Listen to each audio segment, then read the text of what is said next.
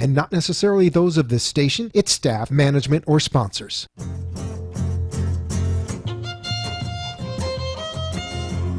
Welcome to the Halley Elise Show, featuring your host, empowerment psychic Halley Elise. She is an author, psychic, and media personality, and has been listed as one of the top 100 psychics in America. Empowerment psychic Halley Elise shares the spiritual, metaphysical, holistic, and magical powers of the universe. Follow Halley on her website at HalleyElise.com, and all her shows can be seen via live stream video. Now, here's your host, empowerment psychic Halley Elise. Good evening, everybody. Nice to see you.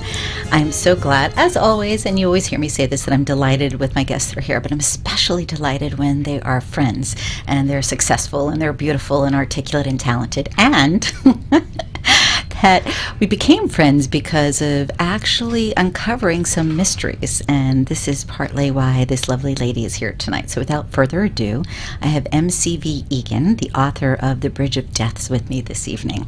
And actually you can see the book here over here, and you see the little thing on the top. I don't know how well we can actually see that. I'm wondering, as I move stuff, if we can bring it in. Oops. The producer loves when I do this. I play with things, but all right, do it here. I'm trying to get the light there. Okay, the reason I'm showing this, in case you're wondering, is because we're doing a drawing tonight. So you should be calling in at 888-565-1470. And Ken is going to grab your first name and grab your phone number, because we have a drawing for the pocket watch, for the book, for all sorts of goodies, which you will find out about. Anyways, I could go on about the goodies, but you know me. I always like to give away stuff.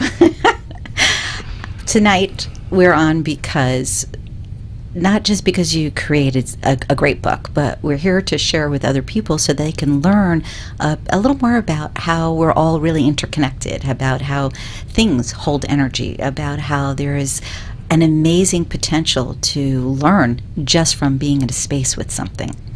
So, without belaboring all the ditties that I want to cover here, I'm going to go right to why a book with the title The Bridge of Deaths.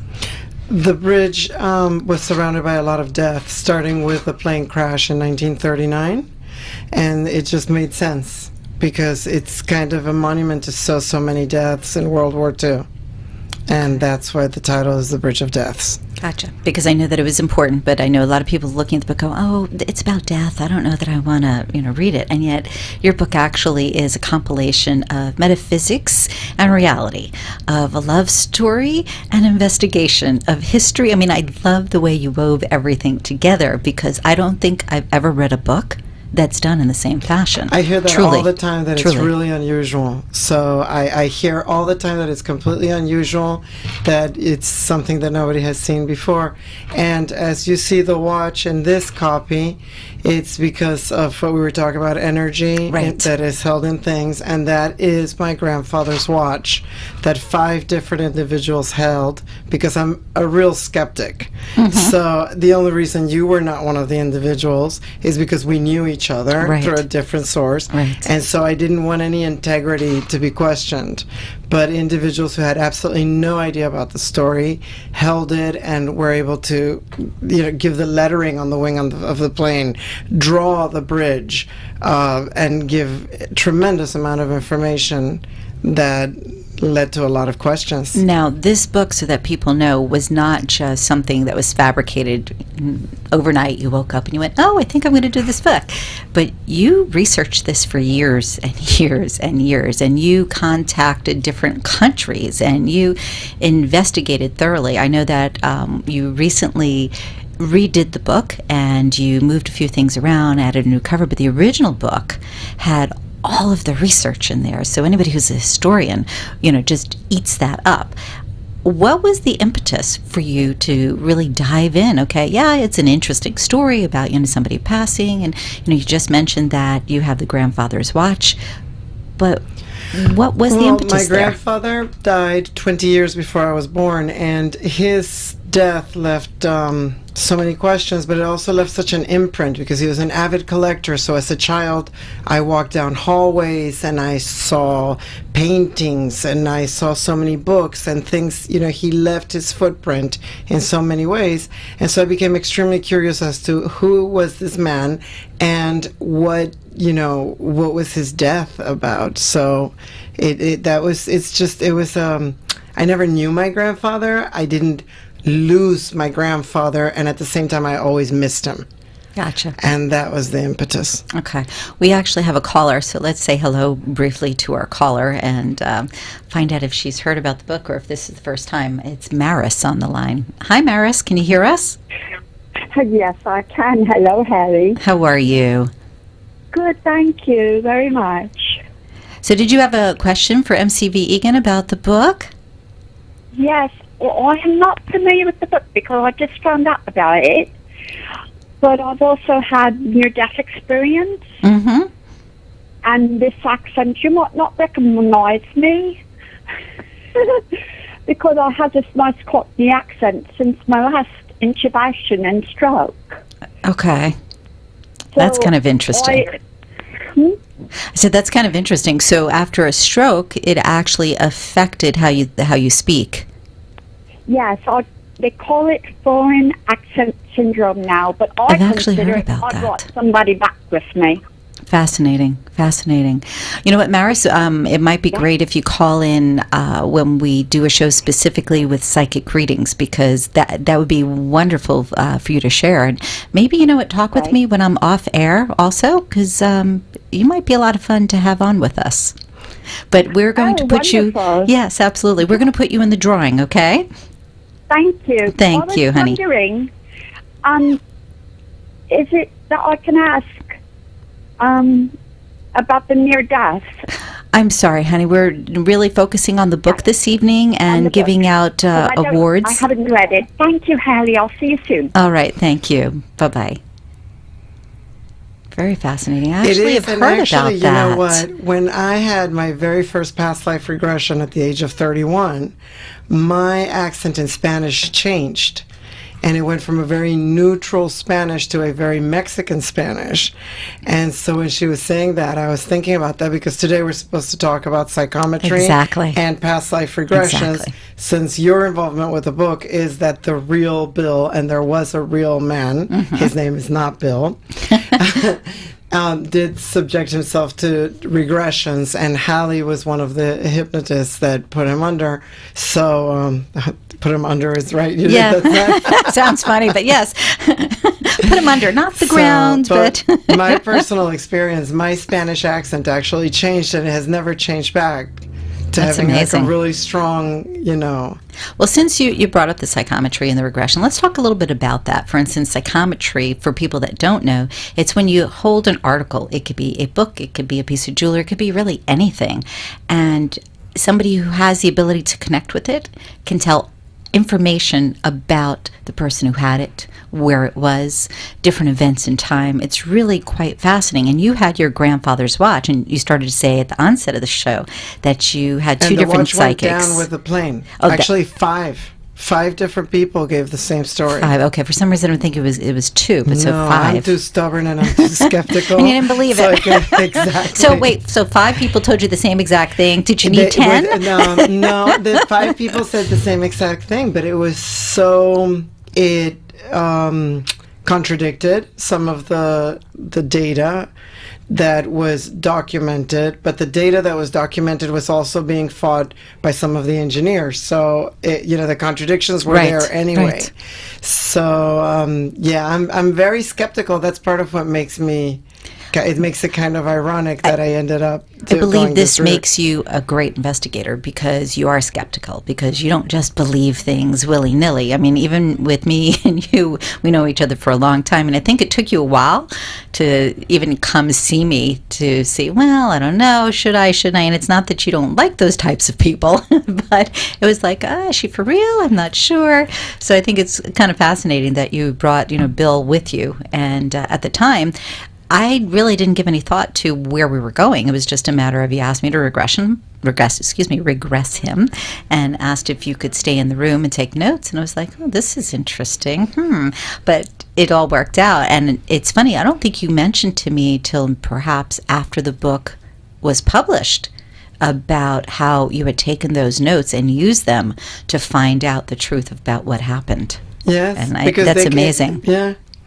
But I mean, that's part of what made it so good, that you had no idea what you were doing, and that's what I wanted. I did know how to do the hypnosis. No, of course. Of course you knew how to do the hypnosis. But I meant you had no idea what the goal was or what we were looking for, and that was the whole point, because I didn't want anybody guiding him into something that you didn't want to alter the outcome by having somebody with a preconceived idea about the direction that they were supposed to go in. And with him, it was just, okay, let's see what happens. Yeah. And it was kind of fascinating with the information, too, that he came back with, because I've regressed people with all different types of things, and a lot of times they come back with, oh, I'm a Chinese person and I'm sitting with a bowl of rice, and that's all that they can get from it. This gentleman had such vivid recollections, such specific details. It was phenomenal, truly phenomenal. It was really exciting. I mean, completely foreign to the actual plane, his descriptions of the smells, what he was wearing, and his voice changed too as he was, and that was also it became more, if you will, hearty, more robust, and he's I won't say that he's a slight man, but he's a slim built individual. So it was kind of fascinating. What I think is amazing is how much, when you work with psychic phenomena, there are different areas that you can touch into. Years ago, I worked with a gal who ran a team of FBI agents, and she used to bring me documents, and she wouldn't let me open the file. It was funny, and she would tell me, I'm not even supposed to bring this out of the office, which was amazing, too. So I never saw what was in the file, but she asked me to hold it. And I thought, well, that's kind of interesting. Okay. But we had done that several times. At one point, she asked if I wanted to come on their team, professionally and actually be paid by the FBI. And I was like, nah, because the things that I saw were not happy things. And I think I would not be. You have to be a certain person to be able to do that type of thing. Like, a trauma nurse, for instance. They see certain things that a nurse in pediatrics doesn't necessarily see. Anyways, we're going to take a quick break. I'm here with MCV Egan. We're talking about the book, The Bridge of Deaths. And we have winners this evening, so be sure to call in 888-565-1470. We'll be right back. Thank you. Bob, did you see Halley Elise in the paper? Who? The empowerment psychic, Halley Elise. They did a 2-page write-up. The columnist was enthralled. Halley went right to an issue that she was dealing with. I'm looking at HalleyElise.com right now. What are you thinking? Should we schedule an appointment? Matter of fact, yes. You have issues with Sue and me, my business. Take a look at her background. It's impressive, and she has decades of experience. I want to put it on my iPad. What's her info? Empowerment Psychic Halley Elise. HalleyElise.com. 561-755-2166. Spell it.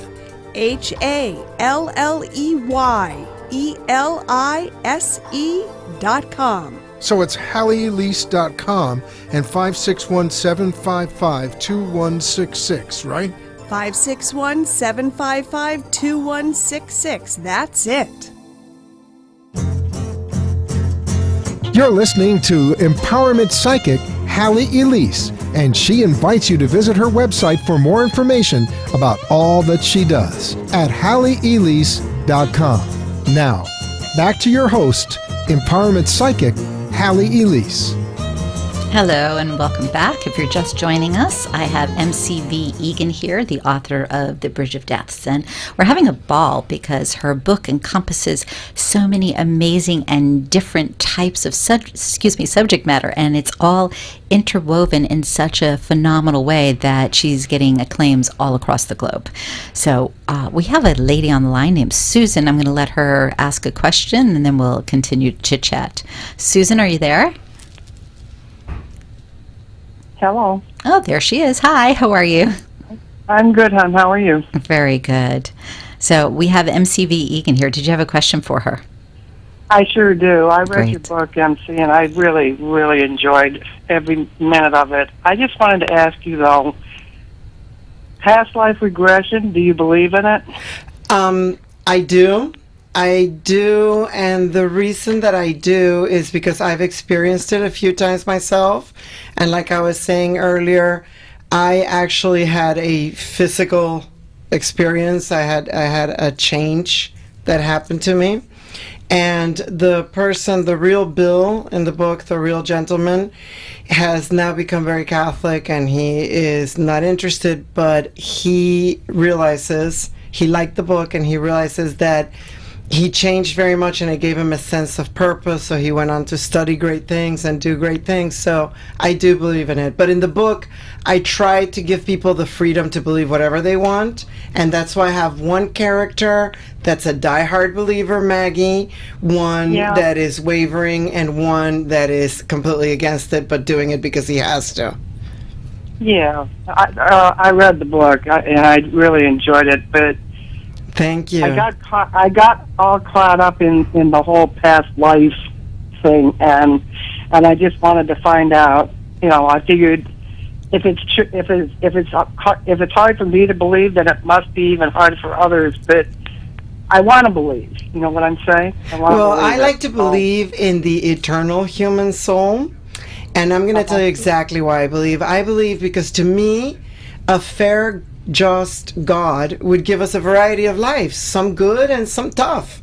And if we all go through all these different ones in different lives, then, you know, we accomplish different things. And then there's the sort of, to me, then there is a balance. There is more of a just God.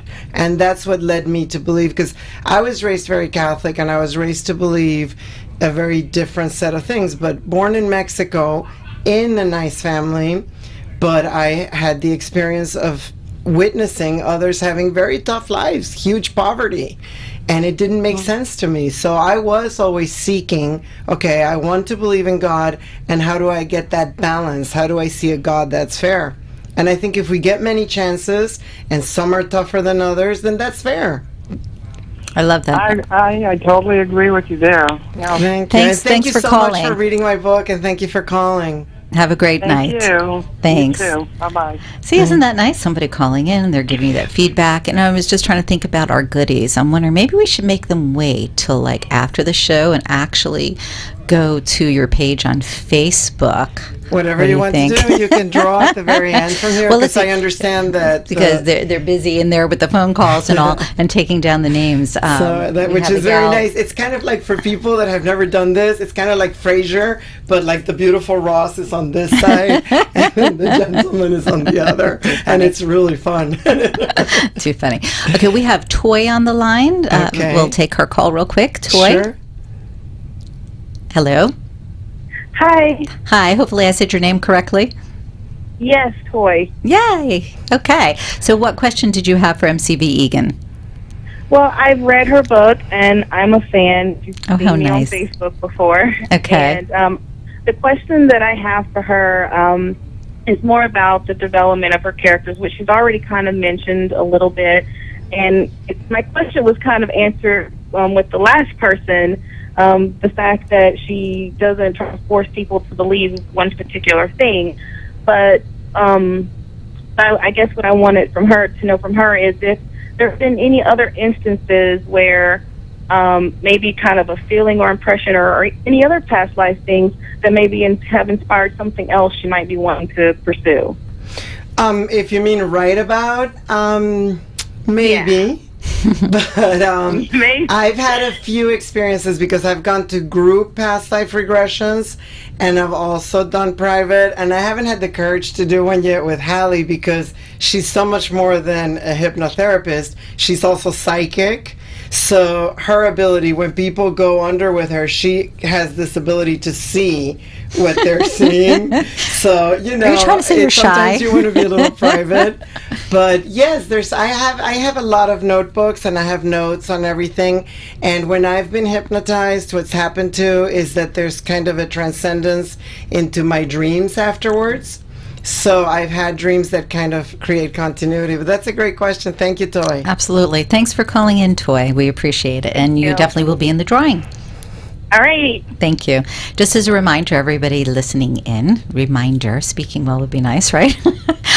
The phone number to call in is 888-565-1470. That's 888-565-1470. Ken's busy in the other room taking first names and phone numbers, and if you had a specific question for MCV Egan, we'll put you through. Okay. So all of that said, we kind of touched on very briefly about the development of character, about past life regression. You're not really being somebody who dove in and said, oh, yes, I totally believe. What I love in the book is that, like you said, you have one character who's a diehard, she's a spiritual girl, and she's teaching everybody about, this stuff is real. You should meet my mother. You would know this. And then, her cohort in crime, who becomes her love, he comes kind of kicking and screaming. And it's so much fun to read about them. And I think all of us can relate to that, meaning we all know somebody who is that, that kooky person who believes in everything.